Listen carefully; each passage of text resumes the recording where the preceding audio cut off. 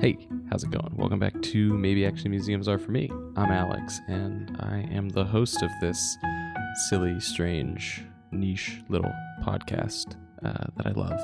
And I'm excited to welcome you to a pretty interesting episode.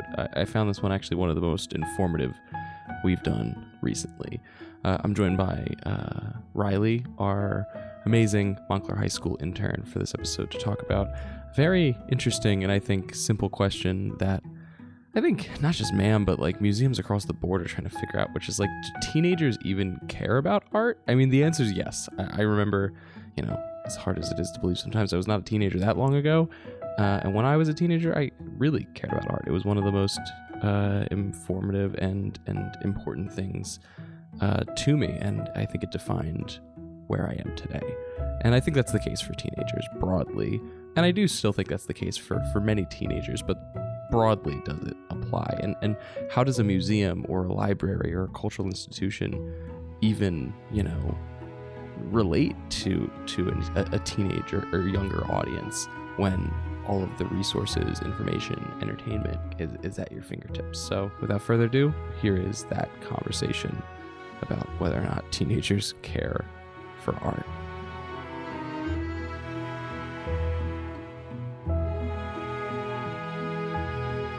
Hi, Raili.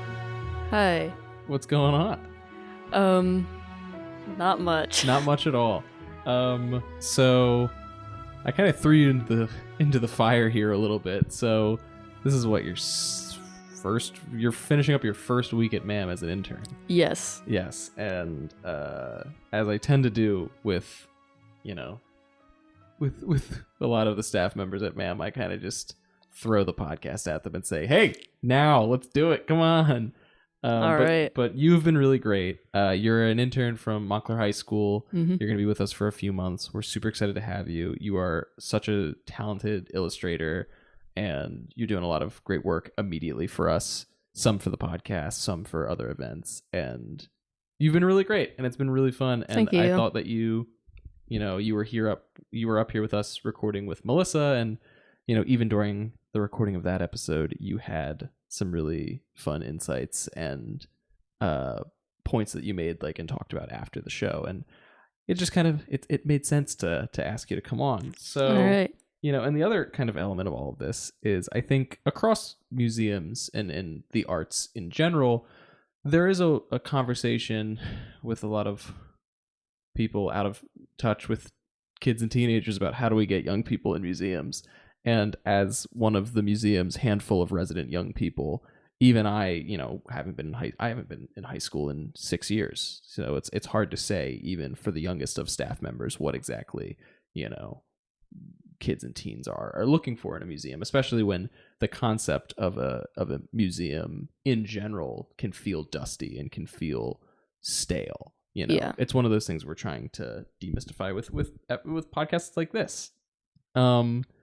But you live in a community that is inherently artistic. We've been talking, your parents are very artistic. So you're kind of a unique case, that is interested in this thing. But I think For sure. in a way can talk about, where teenagers kind of stand on the arts and museums in general. Yeah.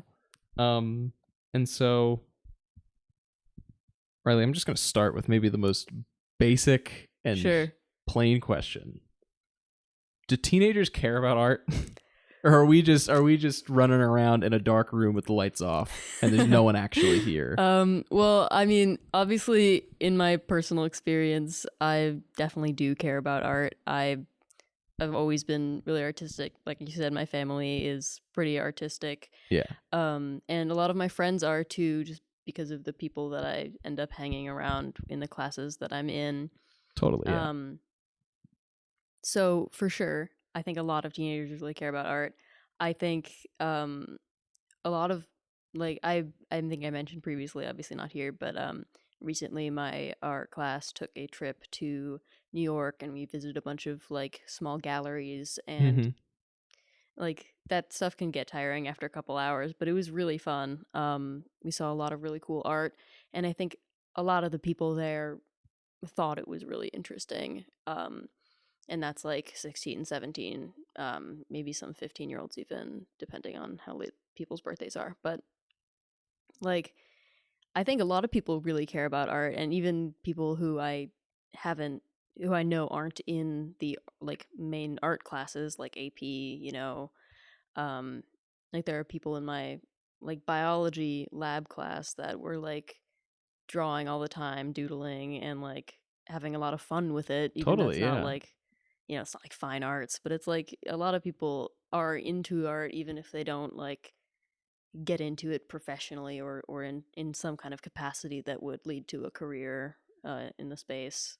Like I definitely have some friends who haven't done a lot of serious like art classes since they were in like fourth, fifth grade, but still enjoyed doing it. Yeah, absolutely. I mean, do you remember what your first exposure to art was? You know, In terms of like a museum or like a class or something. yeah, I know. I would say, I guess a museum setting, but maybe an art class too. I think my answer, even though because I'm not a traditional artist in the sense, and I've talked about this on the show, but you know,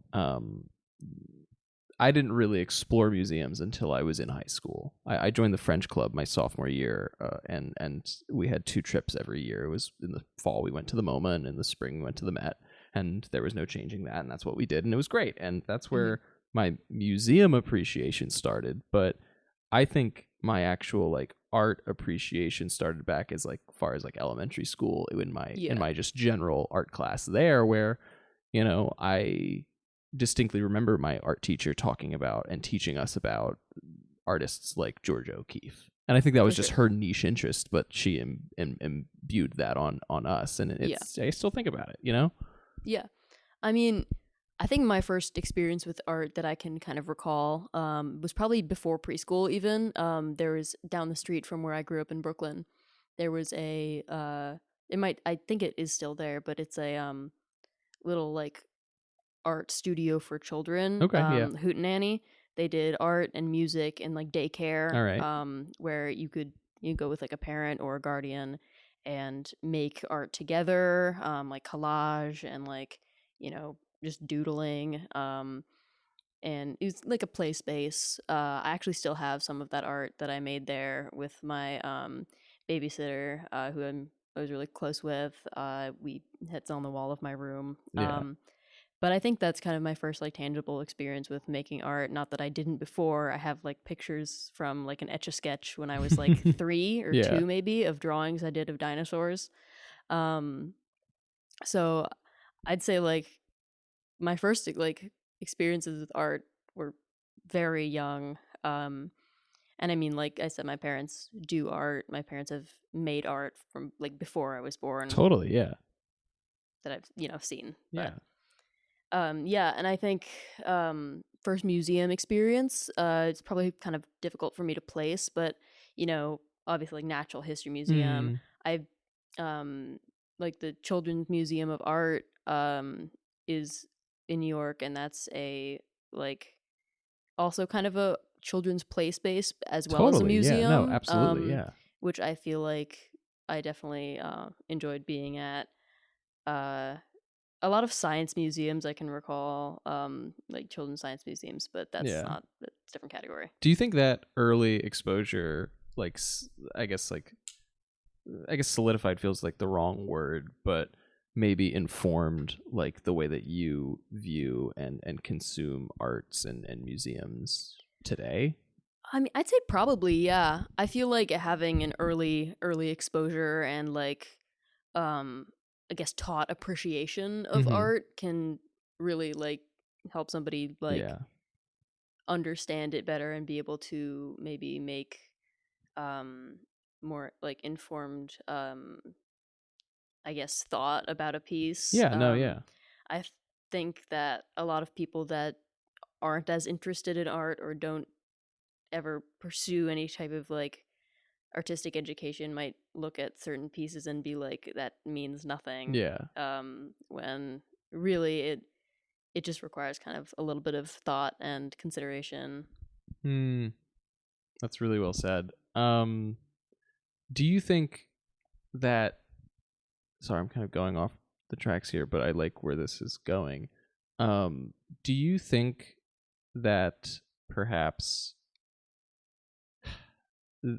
because you're kind of talking about like your entrance and what made sense for you, and I think it's a very natural direction. It makes sense how your appreciation could come, but I think back to like me kind of finding museums a little bit later in life, in high school.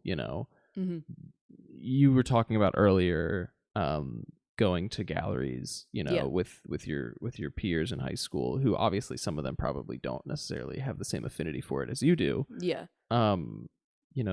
For students or teenagers like that, like, how would you necessarily, I guess, like introduce a friend to a museum that doesn't necessarily care in a way? Right. I mean, I really don't think it's something that you can really force somebody to care about. You can't. Like, if you're going to a museum or a gallery with somebody that is just in general less interested in it than you are, they're probably going to be a little bit bored. And I don't think there's a lot of stuff that you can do about that besides just kind of like maybe talking about what you find interesting about a piece that you're looking at, or like kind of maybe introducing some kind of conversation that you can make about something that might end up being more interesting. Like I think making conversation around art, and maybe not even the arts, like the fine arts, like more maybe just art more broadly. I think I mean, I feel like it's important in general in schools and classes that there is an art requirement. Totally. Yes. In the Montclair High School, there is. I think you have to take at least one like art class that isn't like, I don't know, like carpentry or something. Like it has like pottery or drawing or painting or like some kind of like actual where you're making an art piece with no like necessary like use. You know what I'm saying? Totally. Yeah. And that is like a requirement, but I think a lot of people don't really take it very seriously, and it doesn't have to be taken seriously. Like you don't need to like want to be good at art. You don't need to like really take everything you're doing like serious, like fine artist perspective. Art is fun, is meant to be fun. I think being able to learn how to look at art with I guess more like a lens to analyze it and be able to understand it is important as well, and I think that's even transferable to like other things as well. Totally. I think, in a way it's also transferable to like other modalities of art, because it's like, you think of a museum, you think of a gallery, you're thinking about like the traditional, medium of paint or collage or whatever the case may be.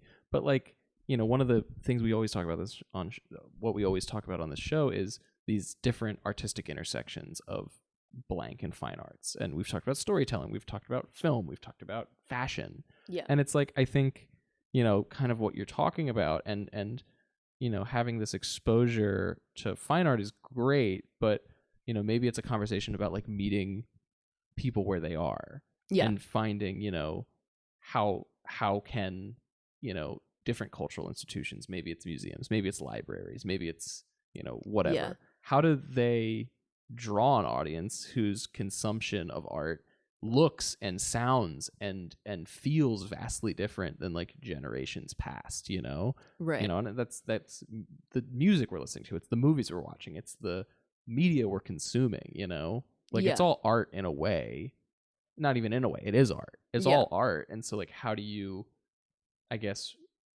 how do you reframe a museum in a way that is almost like coded for a teenager whose media diet and artistic diet is so vastly different than even in 10 years ago?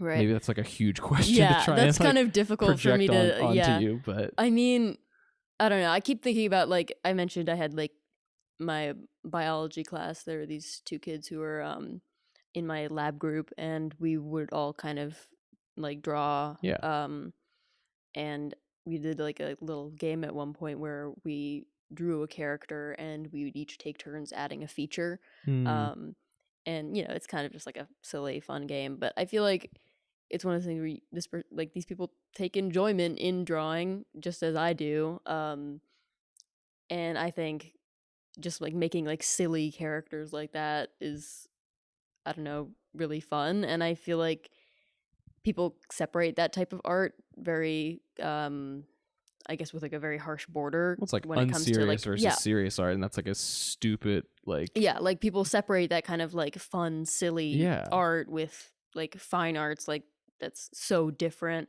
And I think maybe that kind of separation really dissuades people from pursuing art, because they think, oh, well, my art doesn't have a message. My art isn't serious enough to be fine art. It's and a prestige bias. Yeah. Yeah. I felt like that a lot, actually, too, because I feel like, oh, a lot of my art is just fun. I'm drawing characters, I'm drawing fan art. You know, it's like, it's not serious and it doesn't have meaning. Yeah. So it's not real art, which doesn't It's not true. That's not true at all. It does have meaning. And, you know, I think its meaning is to make people happy, you know, like that's all it needs. It doesn't need to have meaning even. It's for fun. Absolutely. I mean, I even think about like works, because we walked around the galleries today, because obviously this is your first week and we're recording this on a Friday, which is when the galleries are open, and you hadn't been in the galleries since maybe like, from our conversations, it seems like 2022 maybe. Probably, yeah. It's been a while. But we were walking through A to Z, which is our 25 years of collecting, and we came across the Virgil Ortiz glasswork. And, you know, it's a beautiful, beautiful piece of fine art. It's ornate, it's delicate, it's regal in a way, but kind of your point, he's like, Virgil's creating art around essentially like fiction. Like, he's creating characters, and for sure, on paper is like the most not fine art thing ever, but yet it's the most beautiful thing I think we have in that gallery in some ways. Like, it's crazy, and it's kind of speaking directly to your point of you know, people may view things like a sketchbook doodle as unserious or not fine art, but who's to say it isn't? To somebody it is, and in the right format and with the right creative behind it, you could, why can't it be? And why isn't it? Like, I hear this so much from people. I'll be like drawing or something in class. Someone will become like, oh my God, like that's so good. Like I can't draw a straight line. And it's like, you don't need to. Yeah. You can make art. Like it's not exclusive to somebody that's like, I mean, I'm sure I'm good at it. I've been practicing my whole life. I have maybe like a intrinsic, I guess, want to create art, which I guess not everybody has. Well, but that doesn't mean you can't do it. Absolutely, everyone has their thing. I went back to I went to a really small high school, and every 2 years they do this thing called Alumni Day, where they have alumni come back who, you know, are working professionally, whatever the case may be, and they talk to different classes. And kind of the point that I kept making was like, I always knew deep down that I was a storyteller. I didn't know what that looked like or what that meant, but I knew that I could tell stories, whether that was through a visual medium, whether that was through a written medium. Obviously, for me, it's not through a paintbrush. I know that. I can't paint to save my life, but there's still this artistic journey that you're going through as a writer, as a filmmaker, whatever. And the point that I kind of made throughout the whole thing was, you know, everybody has their thing, and you may not know where it leads you. It may lead you to a corporate job where you're a Midtown suit. I don't know. But like, you know, there's storytelling in sales. Maybe you're a storyteller. There's storytelling in sales. And that's like a really sad and hollow way to look at it. But like, I guess what I'm trying to say is like, you know, there's kids in that class where it's like, it's a small high school. I know some of these kids. I knew their brothers and sisters. And it's like, I know that you're a musician, you know, and that might not mean that you are necessarily going to be selling gold records, but you know, you could do really powerful work in, you know, the space of like teaching music to kids, you know, or things like that. And it's like, your art doesn't have to like, you don't like, I feel like sometimes we look at these like artists where it's like, you look at someone like Andy Warhol, or you look at somebody who is like these like creatives where it's like, that is their entire person, their entire being is this mystique of the artist, where it's like, you can be an artist and have a normal life and make really important, really, really impactful art. Absolutely. And I mean, yeah, my grandfather, he lives in Indiana, but he owns an art gallery, and that's only something he did like years after he retired. For most of his like professional life, he was a lawyer, yeah, and he painted. You know, he still paints. He has a lot of like beautiful landscape oil paintings that we have a couple in our house. Like he has some in his gallery. Like it's always like been a hobby and a passion of his, but like it's not his whole life, you know.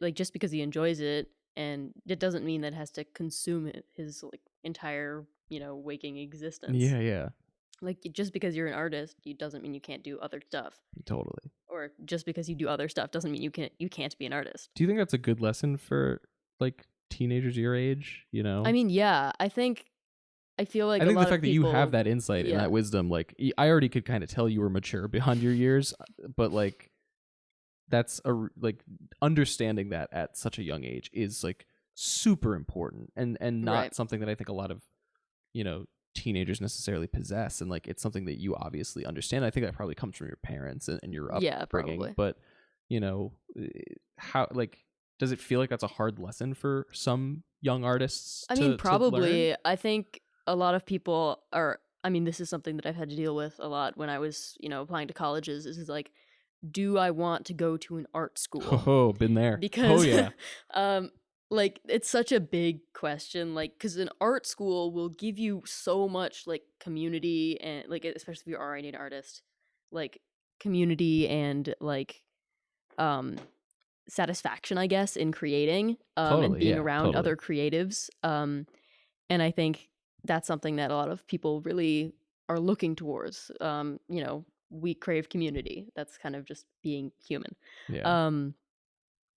And going to an art school will provide you with a lot of these tools that you can use to become a better artist and like elevate your work. But it's also kind of scary because if you go to an art school, what else are you going to be able to do? You know, I mean, my parents very much have always like practiced and like pushed the importance of education, like rounded education. Yeah. They both went to liberal arts schools, and they both kind of were like, you should go to a liberal arts school. You want like a full education that's not just one thing. Yeah. Unless you're like so sure you're going to do that, because like you need to be able to write, and you need to be able to like make real analysis on like subjects. My mom is always like talking about like she works in like graphic design and marketing, and she is always talking about like, I learned how to write in college very well, and that skill has helped me monumentally. And Yeah. if I'd gone to an art school, I might not know how to do that as well. She Totally, yeah. she knows like artists that work maybe under her or around her who did go to art schools, and she finds that a lot of them don't have some of the necessary skills that are that they use a lot in terms of like writing pitches and Yeah. being able to understand how people are like, I guess, thinking in terms of I don't know. No, I I get it. lost You're my, right. No, you know, thought. you're But right. you get, Yeah. get what I'm saying. I totally do. I know it's cold up here because it's May and it's 50 degrees out, which makes no sense. And we've been talking way longer than I told you I'd be forcing you to talk, but this has been so incredible, and I think one of the most exciting and insightful conversations we've had on the show in recent time. So thank you for awesome. for being willing to do Yeah, this. thank you. I have 2.5 more questions. Okay. And I think this entire episode has maybe been leading to this question, this very simple question. But why do museums appeal to you? I mean, I guess I've already maybe said some of this, you know, artistic background and all that. Yeah, totally. But I mean, I like seeing art. I like looking at it. I like being able to, I guess, understand where people are coming from. I like taking inspiration from artworks, being able to look at them and being like, maybe someday I could do something like that. Or, you know, I like this painting style. I try to incorporate that into some of my art, Totally, yeah. or just this stuff is cool. This is Yeah. pretty. I like looking at it. I think you bring up a really good point that like I think sometimes you get caught up, especially like when you're, for me, like I've been working in museums since I was a junior in college. So I'm now on, am I in year 3? Oh my God, I might be 3 years deep. Anyway, it doesn't really matter. I've been working in the museum space for a few years now. And I think the more people you meet in this world and the more people that you kind of start to become friendly with and travel to these exhibitions with and stuff and, you know, spend time with in gallery spaces, there's almost this like, it's like an art history battle of like, I need to be the smartest, most knowledgeable, most informative person in the room. And like today we were walking around and it's like, there's a few things I know and, you know, I'll drop some knowledge, which sounds dumb, but like, you know, sometimes it's useful and it's fun. But like, I think sometimes people try to be the most informed person in the room. Yeah. And at a certain level, yes, it's great to know where the artist was born and where they went to college and, you know, what school of art they were from and, you know, when their, you know, their style may have shifted. Like all of that's great. But like you're looking at a piece in front of you and like it's important to remember that it's just a piece of art. And like sometimes art can just be beautiful. And you can just enjoy the beauty of a piece. And it doesn't need to be this battle of like, you know, who knows the next fun fact. Yeah. And I mean, it's definitely that might fun. be I think it's a deterrent for people, you know, especially young people. If people feel like they might not understand enough about a thing, they're not going to want to get involved with it because they don't want to feel stupid. Yeah. And I guess like this isn't my question, and I was honestly going to try and avoid talking directly about MAM in this conversation, but I feel like it makes sense. Do you feel, as somebody who has, you know, spent time here and we just walked through it, like, do you think MAM, especially for like people at Montclair High School or students at Montclair High School in the local, like even at Montclair State at the college or whatever, like, do you think the Montclair Art Museum is a good entry point? Because I feel like we tell ourselves as staffers here that like this is a great entry point and it's so digestible and it's so palatable and it's so intimate that like this is like a great unbiased way to like get your foot in the door and experience museums. But like, it's just tell it to me, Frank. Like, are we kidding ourselves or like? I mean, it's hard for me to answer that because I don't really know. Yeah. I mean, I feel like in my personal experience, I mean, it's hard to say. I've been, you know, I've taken classes at the Montclair Art Museum since I was like 10, and then I volunteered here. So I feel like I kind of, and even though I'm like actually rarely in the galleries themselves, it's always felt kind of easy because you know, it's like you got the children's classes and like easy access to like, you know, just art and stuff. And I definitely feel like if you've grown up in Montclair and taken classes here, it feels very, very much that like what you said, like the stepping stone or whatever. But I mean, I think the galleries themselves are very similar to a lot of other like museum galleries. So it's like, yeah, I mean, obviously not that there's work in there that is replicable to other places or like, you know, but I think I don't know, it's hard for me to like I guess say anything about it that would be substantially different from like any like museum. No, yeah, you know? no, I get it. Yeah, and I think, you know, for especially students that have taken classes I mean, like here, it's smaller, totally, and yeah. I think that is definitely like, you know, I went to a small high school. I grew up in a small town. I'm very like protective of very like small community things that feel intimate and like, you know, I know at least for me. And again, I didn't grow up here. You know, my trips to museums in high school were to the big institutions in New York. But like, I feel like if I grew up here and went to high school here and had an interest in the arts, it would make sense for me to visit at least once a season to see the new shows. Yeah. I don't know if in practice I would actually come, you know, but on paper, it seems like a no-brainer, especially because I grew up somewhere where there's like no culture. You know, right. And I sometimes feel like what I've noticed, because you're the second high school intern we've had, and I've gotten to just living in Montclair now for a few years, like meet a lot of people, meet a lot of parents, that I feel like sometimes if you grow up here, you almost don't know how great of a community this is and how special of a place this is. And it's not even, ma'am. It's things like the Wellmont. It's things like, even just the food options. Yeah, like so many restaurants. There's so many, it is a marvel. And like, don't get me wrong, I'm from Central Jersey, which you could debate me whether it exists or not, but that's fine. Right. But like, where I grew up, you had to drive 40 minutes to get to anywhere where there's any semblance of culture, whether that's Asbury Park or Princeton or whatever. And so like, to have it right here, and I'm not even talking about just the museum or whatever, like everything that's here in, this very strange part of New Jersey that is like the suburbs of New York. It's just, I don't know where I'm going with this, but I've just been really enjoying this conversation. For sure. I do have one final question. This is the question and a half. Yeah.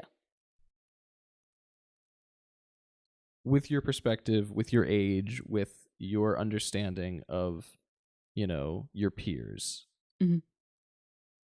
museums are dusty. We get it. I get it. That's the whole point of the show is demystifying museums a little bit.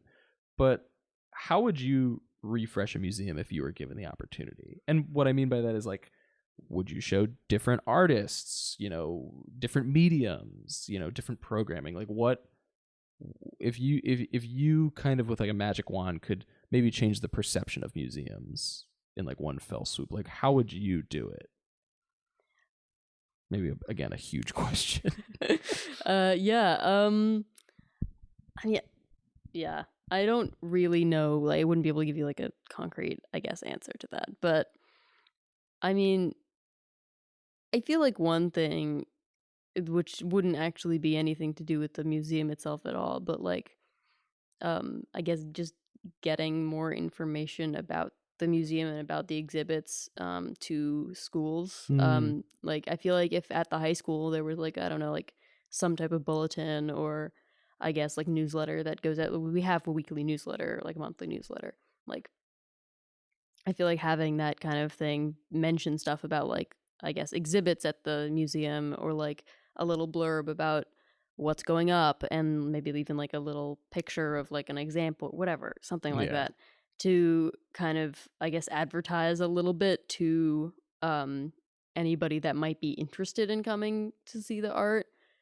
Because I mean, I think that's kind of what we don't have. I think, like, I mean, at the high school, there's a lot of art stuff. The art room is huge. A lot of people like eat lunch in there, and like there's always. I mean, it has somebody a story. We were working on talking about today. something, I mean, it has a storied history. I mean, art. Nanette Carter, who is a prolific artist who's has her show on right now, like she is a alumni of Montclair High School and did some of those works that are on view in that studio. Yeah, it's like, and I mean, like it's an impressive place. Yeah, like I said previously, there's people doing art in their sketchbooks or I mean in their notebooks and stuff in class that never even took an art class. Totally. Or just never really got seriously into it. And I think if there was a little more exposure to maybe museums in different classes, we as a school don't go on that many field trips. And I feel like it could be kind of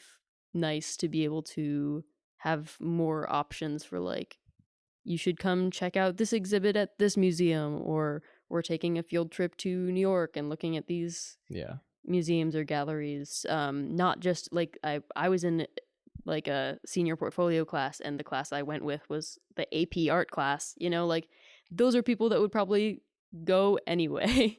I think maybe getting people that wouldn't normally have I guess a mind to want to go to an art gallery or exhibit or museum to have like some kind of opportunity, or even just like a think like, oh, maybe I should check that out. It sounds kind of interesting. Yeah. Well, Raili, thank you so much. This has been so great. I really appreciate you doing this episode with me. Yeah, I really appreciate it, and you're doing great work, and Thank we're you. so happy to have you. Thank you so much.